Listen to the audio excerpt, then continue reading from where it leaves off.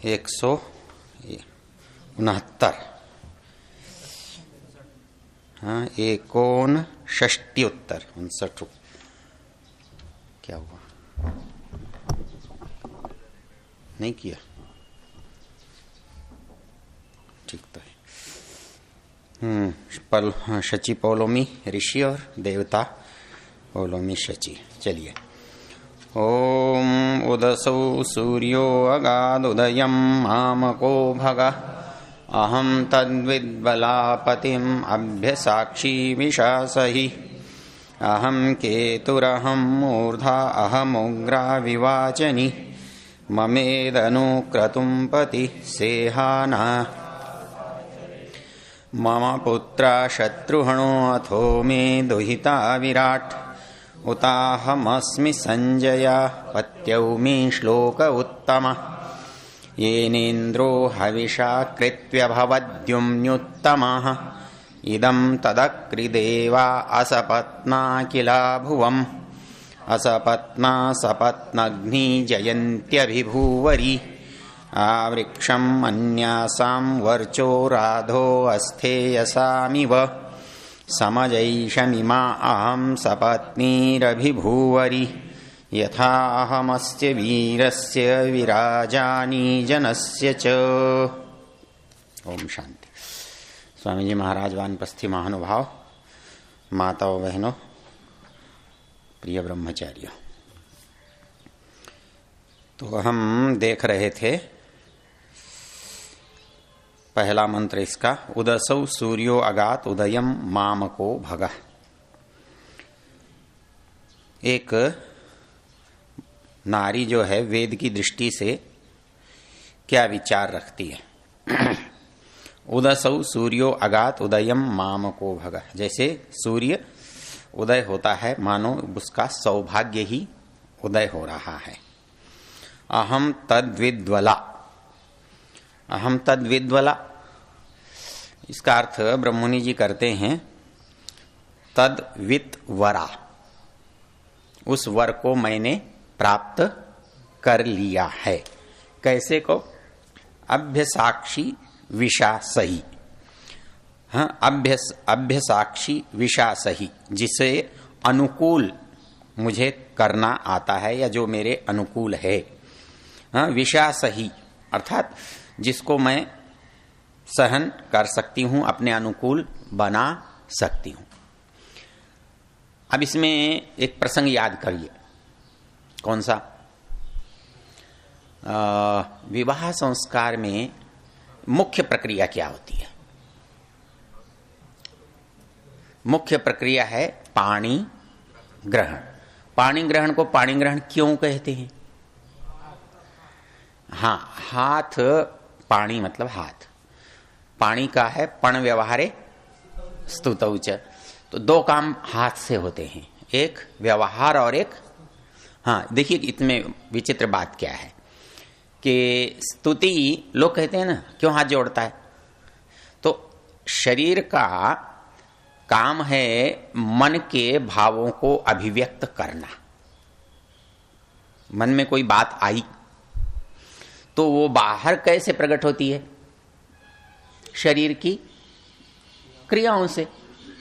किसी का क्रोध है, प्रेम है, राग है, द्वेष है, ये सब का सब मनुष्य के हाव भाव से मालूम पड़ता है। इसके लिए मनु ने एक बड़ी अच्छी बात लिखी है, जहां वो ये लिखता है कि दूत कैसा होना चाहिए। तो पता है क्या पंक्ति लिखी है? इंगिताकार चेष्टज्यम शुचि दक्षम कुलोद्गतम दूतम चैव प्रकुर्वीत। तो इंगिताकार चेष्टज्यम, सामान्य रूप से हम ये मानते हैं कि भाषा जब हम बोलते हैं तब दूसरा समझता है, लेकिन कुछ लोग बिना बोले भी समझते हैं। कौन समझते हैं? जो शरीर की क्रियाओं को समझने में समर्थ होते हैं। इसको अब आजकल के लोग पता है क्या कहते हैं? Body language. तो समझदार हो। तो आप किसी को सुन रहे हैं, किसी को नहीं सुन रहे हैं, किसको अनुकूल मान रहे हैं, किसी को प्रतिकूल मान रहे हैं, तो वो आपके शरीर की क्रियाओं से पता लगता है। तो स्तुति में हाथ जोड़ना ही क्या बता रहा है कि आप उससे नम्रता से, आदर से, अनुकूलता से प्रस्तुत हैं। नमस्ते में हाथ जोड़ते हैं ना हम। वैसे तो उसमें किसके जोड़ते हैं? दुश्मन के भी जोड़ते हैं। और वेद जो कहता है ना कि शत्रुओं को भी नमस्कार है, हाँ? तो तस्करणम पते नमः तो वो कहता है पण व्यवहारे स्तुतौच। पण जो है व्यवहार इसके बिना नहीं हो सकता। और जो सबसे ज्यादा व्यवहार करता है, इसलिए उसको क्या कहते हैं? पणिक। पणिक से ही तो वणिक बना है। लेन देन बहुत करता है, और लेन देन किससे होता है? हाथ से होता है। तो इसलिए इस हाथ से लेन देन करने वाले को हम पणिक कहते हैं। पणिक का आगे बनकर वणिक हुआ है। तो व्यवहार से और स्तुति से, इसीलिए अर्थात आदान प्रदान, स्वीकृति अस्वीकृति, उसमें मुख्य है ये। तो विवाह संस्कार के पाणी ग्रहण के जो 6 मंत्र हैं, उनमें क्या लिखा है? गृह्णामि ते हस्तं सौभगाय मया पत्या जरदष्टिर्यथा सह भगो अर्यमा सविता पुरंधिर्मह्यम त्वादुर्गार्हपत्याय देवाः। 6 मंत्र।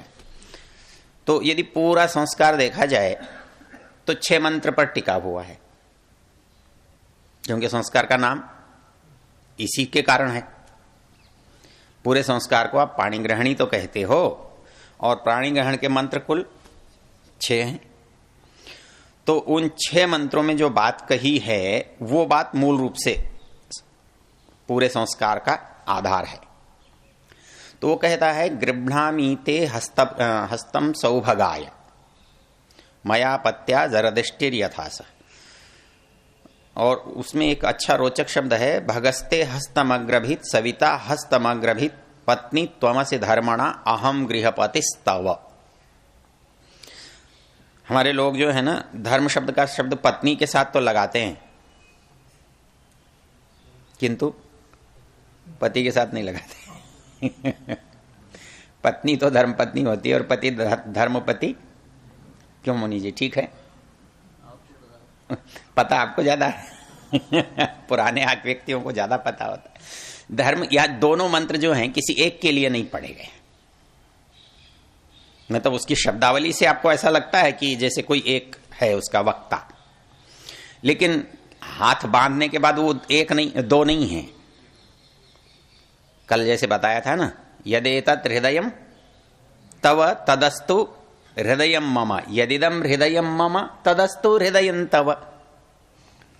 तो उसके बाद वो कहता है कि वो दोनों के लिए बराबर हैं। वो शब्दावली दोनों तरफ चलती है, एक तरफ नहीं चलती। इसलिए कोई ये नहीं कह सकता कि वैदिक धर्म के अनुयायी जो है ना, वो किसको प्रधानता देते हैं। किसकी प्रधानता देते हैं? क्यों सर, किसको प्रधान रहना चाहिए? गलत। वहां बड़ा विचित्र है। वो एक प्रसंग अलग है, लेकिन चलो बताता हूं। वो उसका निर्णय कहां होता है? सप्तपदी में। कौन मुख्य है, इसका निर्णय कहां होता है? सप्तपदी में। बाकी चर्चा को छोड़ देंगे, फिर किसी मौके पर लेंगे। तो वो 7 कदम चलते हुए 7 बातें वहां बताई जा रही हैं कि भैया जीवन में ये बातें ध्यान रखने की हैं। तो ईशय एकपदी भव, ऊर्जे द्विपदी भव, रायस्पोषाय त्रिपदी भव, मायो भवाय चतुष्पदी भव, प्रजाभ्य पंचपदी भव, ऋतुभ्य षटपदी भव, और 7वां सखे सप्तपदी भव। वहां किसी की दादागिरी नहीं है। संबंध बहुत होते हैं। कुछ प्राकृतिक और कुछ निर्मित। निर्मित संबंधों में तो बड़ा छोटा हो जाता है। बाप तो अनपढ़ है, बेटा कलेक्टर बन गया, कलेक्टर की कुर्सी पर बाप नहीं बैठ सकता, बेटा बैठता है। वहां जो बड़प्पन है वो निर्मित है। लेकिन जो प्राकृतिक बड़प्पन है, माता पिता भाई बहन जो संबंध हैं, उनमें कई बार चाचा छोटा होता है, भतीजा बड़ा होता है। पुराने लोगों में आपको ये बहुत मिल जाता होगा, तो लगता है, लेकिन फिर भी वो बड़ा रहेगा क्योंकि वो चाचा है। तो जो संबंध प्राकृतिक हैं उनमें बड़प्पन बदलता नहीं है, यथावत रहता है। और जो संबंध निर्मित हैं उनमें बड़प्पन बदल सकता है, पद के अनुसार, स्थान के अनुसार। कोई धन से बड़प्पन आता है, कहीं पद से आता है, कहीं योग्यता से कहीं आता है, तो वो बदलता रह सकता है। लेकिन जो प्राकृतिक है, आयु का, संबंध का, वो नहीं बदलता। जब भी आयु के संबंध में आप कहते हो तो न्यायालय में एक विशेष बात कही जाती है, यदि आपको ध्यान हो। न्याय का एक सिद्धांत है नेचुरल जस्टिस, प्राकृतिक न्याय का सिद्धांत। मतलब क्योंकि वो कमजोर है इसलिए न्याय उसकी तरफ स्वाभाविक रूप से जाएगा। कोई अधिकार बड़ा होने से प्राप्त है इसलिए उसको स्वाभाविक जाएगा। कोई उस स्थान पर है इसलिए उसको स्वाभाविक रूप से जाएगा। तो इसको हम कहते हैं प्राकृतिक न्याय का सिद्धांत। तो प्रकृति से जैसे निर्धारित है, प्रकृति में बड़ा है तो बड़ा है, वो अयोग्य है योग्य है, राजा का बड़ा बेटा राजा होगा, प्राकृतिक सिद्धांत है। अब वो योग्य है या अयोग्य है ये बाद की बात है, सहज तो यही है। तो उसी तरह से एक संबंध हुए प्राकृतिक, एक संबंध हुए निर्मित, अब तीसरे संबंध। उन संबंधों में कोई न बड़ा होता है न कोई, तो उनमें एक ही संबंध ऐसा होता है जिसमें कोई बड़ा और कोई छोटा नहीं होता। वो कौन सा है? मित्र का। मित्र में कोई ये नहीं कह सकता कि ये बड़ा है और ये छोटा है, बल्कि देखोगे तो बड़ी विचित्र स्थिति देखोगे। मतलब जितने मर्यादाएं हैं ना वो वहां होती नहीं है। आपस में एक दूसरे को क्या बोलते हैं, क्या कहते हैं, क्या करते हैं, उसकी कोई रेखा नहीं है। बड़ा है छोटे को कहेगा, छोटा है बड़े को कहेगा। वहां धन बाधा नहीं है, आयु बाधा नहीं है, कोई संबंध पद बाधा नहीं है, कुछ बाधा नहीं होती। बिल्कुल सहज स्थिति रहती है, न कोई बड़ा होता है और न कोई छोटा होता है। वो कहता है यार तुम ही बड़े रह लो, हमें क्या फर्क पड़ता है। वो कहता है यार हमें भी क्या फर्क पड़ता है, तुम रहोगे तो क्या है। तो ये जो परिस्थिति है उसमें आता है ना, महाभारत में कौन सा प्रसंग है इसका? संप्रीति भोज्यन्नानि आपद भोज्यानि वा पुनः न त्वं संप्रीयसे राजन्न चैवापद्गता वयम्। मित्रता का जो लक्षण है ना, ददाति ददाति, पूरा बोलो, ददाति प्रतिगृह्णाति गुह्यमाख्याति पृच्छति भुंक्ते भोजयते चैव षड्विधम प्रीति लक्षणम। हम जिससे प्रेम करते हैं, जिससे हमारा सद्भाव होता है, उसके साथ ददाति प्रतिगृह्णाति, जरूरत पड़ने पर देते हैं, जरूरत पड़ने पर लेते हैं। गुह्यमाख्याति पृच्छति, दोस्तों से घर की समस्याएं, क्या झगड़ा घर में हुआ, जाके दोस्त से रोना रोता, आज ऐसा बीवी ने कर दिया, कल वैसा हो गया, आज उसने कर दिया। तो गुह्यमाख्याति पृच्छति भुंक्ते भोजयते, खाना और खिलाना। तभी तो दुर्योधन के यहां श्री कृष्ण ने कहा, क्या कहा? संप्रीति भोज्यन्नानि आपद भोज्यानि वा पुनः न त्वं संप्रीयसे राजन न चैवापद्गता वयम। भाई भोजन तो दो तरीके से किया जाता है, या तो प्रेम से, हमारा तुम्हारा प्रेम है, तुमने कहा जी खा लो, हमने कहा नहीं आज तुम्हारे यहां ही खाना है भाई, हाँ साहब आ जाओ। संप्रीति भोज्यन्नानि आपद भोज्यानि वा पुनः, मुसीबत में पड़े हैं जो खिला दे, जहां खिला दे वहां खा सकते हैं।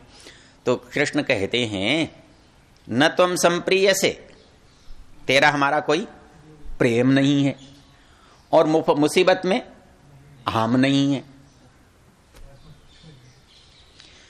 तेरा हमारा कोई प्रेम नहीं है और हम किसी मुसीबत में नहीं है, बता क्यों खाएं तेरे यहां। संप्रीति भोज्यन्नानि आपद भोज्यानि वा पुनः न त्वं संप्रीयसे राजन न चैवापद गता वयम्। तो कहता है कि एक संबंध ऐसा है जिसमें कोई बड़ा छोटा नहीं होता, चाहे कृष्ण हो, चाहे सुदामा हो, चाहे कोई और बहुत सारे उदाहरण हैं। तो वहां क्या है, सखे सप्तपदी भव। इसको ऋषिदयान के एक वाक्य से जोड़कर बताओ। ऋषिदयान कहते हैं पति के लिए पत्नी और पत्नी के लिए पति सबसे बड़ा मित्र है। वो देव तो पंचदेवों की गणना में है, क्योंकि मित्रता का जब भाव आता है ना तो वहां कहा है। तो वो कहता है कि सबसे बड़े मित्र हैं, तो इसलिए हमारा जो संबंध है वो कैसा है, मैत्री का संबंध है, मित्रता का संबंध है। अर्थात वो ये नहीं कहता कि मैं बड़ा हूं, वो कहता है तुम बड़े, वो कहता है नहीं तुम ही बड़े रहो। तो दोनों को दोनों यथावत स्वीकार्य रहती हैं, इसलिए वहां कहा है सखे सप्तपदी भव। तो वहां क्या कहा, गृह्णामि ते सौभगत्वाय हस्तम। अब गृह्णामि ते सौभगत्वाय हस्तम, तो ते और गृह्णामि से आप एक को मानेंगे तो थोड़ा ही चलेगा, दोनों मंत्र पढ़ते हैं। तो गृह्णामि ते वो ये समझता है कि इसके कारण मेरा सौभाग्य है, दूसरा समझता है कि इसके कारण मेरा सौभाग्य है।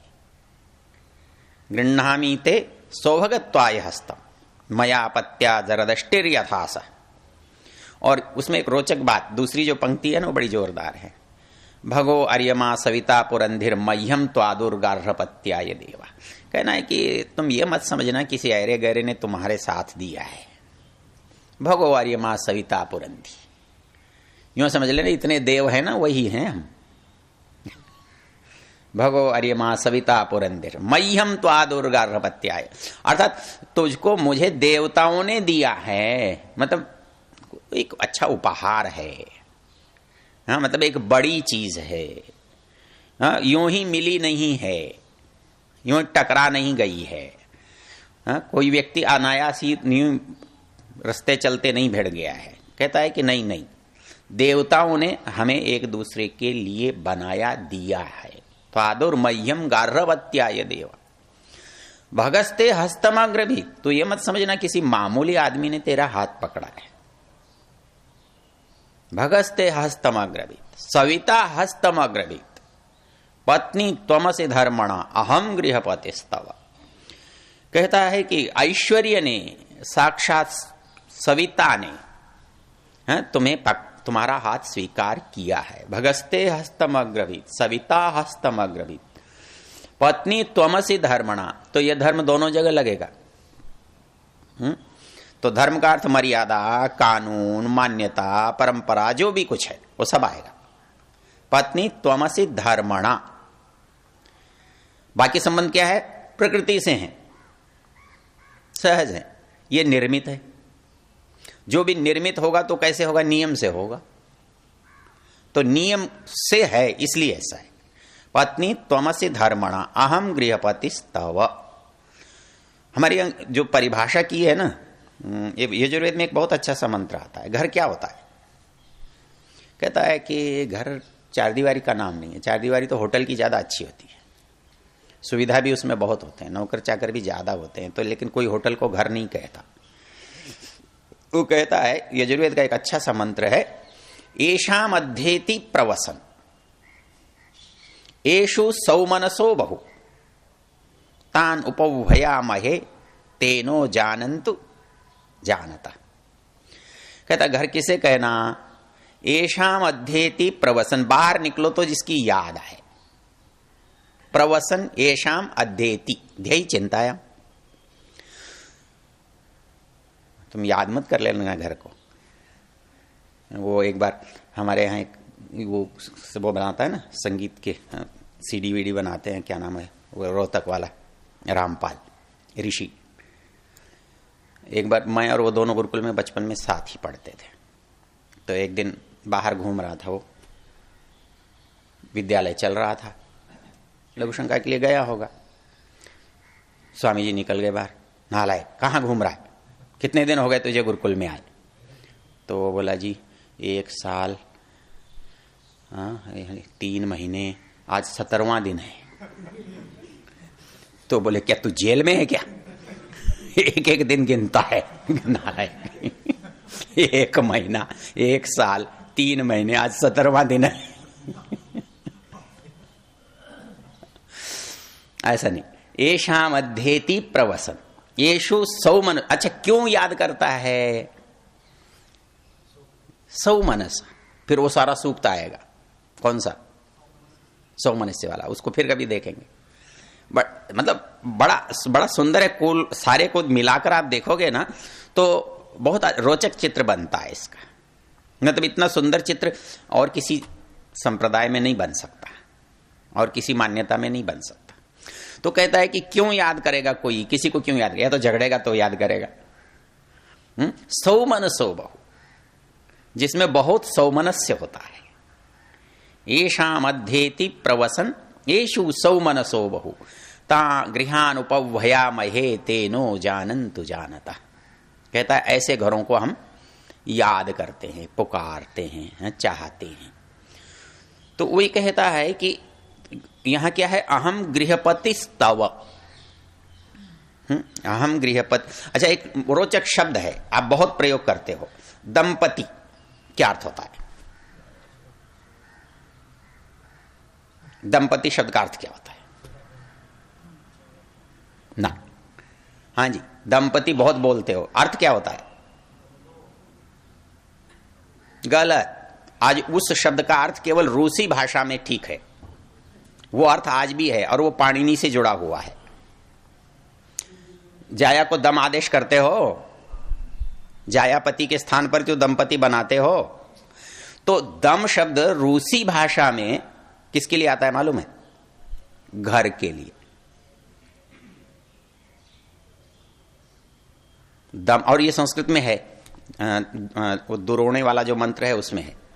तो दम का अर्थ होता है घर, और घर में दंपति का अर्थ हुआ घर के स्वामी, और स्वामी दंपति का अर्थ एक तो नहीं होता, 2 होते। गलत तो नहीं है? तो वो कहता है दंपति मतलब दोनों स्वामी हैं, एक स्वामी नहीं है, दोनों मिलकर स्वामी हैं, अलग अलग नहीं है। तो ये कहता है कि यत्र सौमनसो बहु, जहां सौमनस्य है वहीं पर वो संभव है। तो ये कहता है कि मेरा पति जो है वो मेरे अनुकूल है। होता क्या है, किसी को किसी के अनुकूल तो होना ही पड़ता है ना। और अनुकूलता कब होती है? मतलब सहमति, दोनों एक बिंदु पर सहमत होते हैं तभी। तो ये कहता है अहम तद विद्वला, मैंने उस वर को प्राप्त कर लिया है। कैसे को? वह जैसे कि हमने वो जो 4 मंत्र देखे थे ना, गृह्णामि ते सौभगत्वाय हस्तम मया पत्या जरदष्टिर यथास। और जिम्मेदारी कहां की है? जरदष्टिर यथास। जब तक भगवान जिंदा रखे।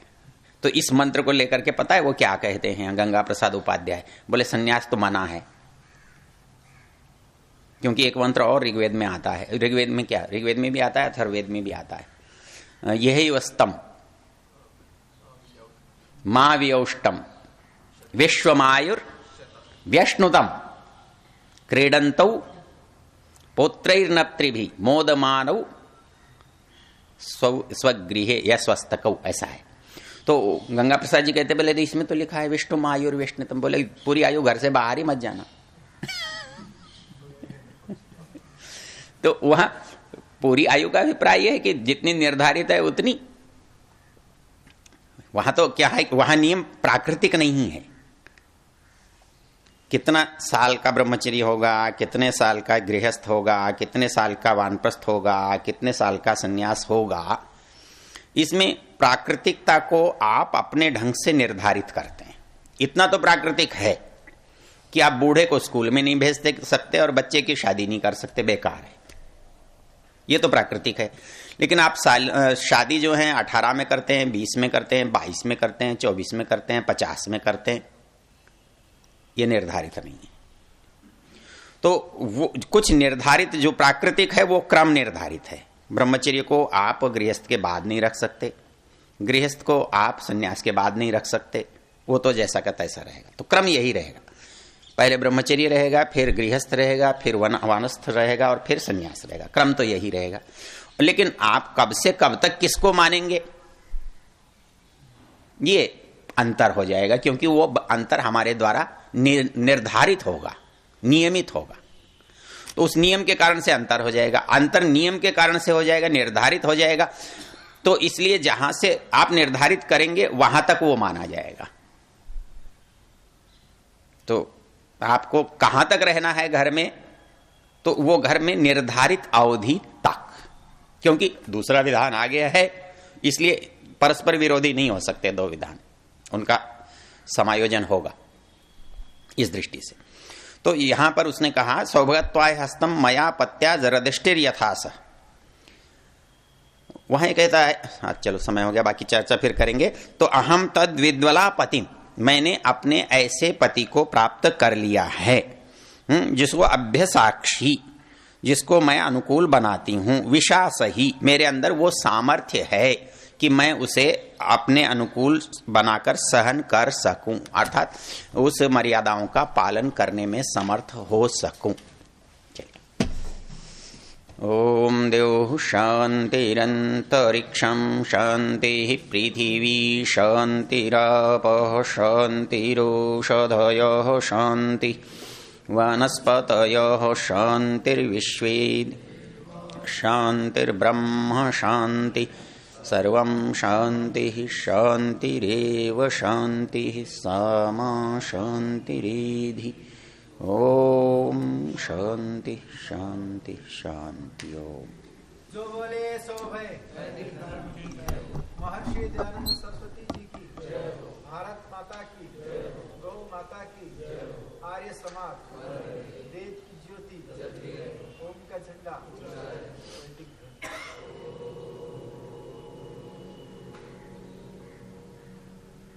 वैदिक अभिवादन।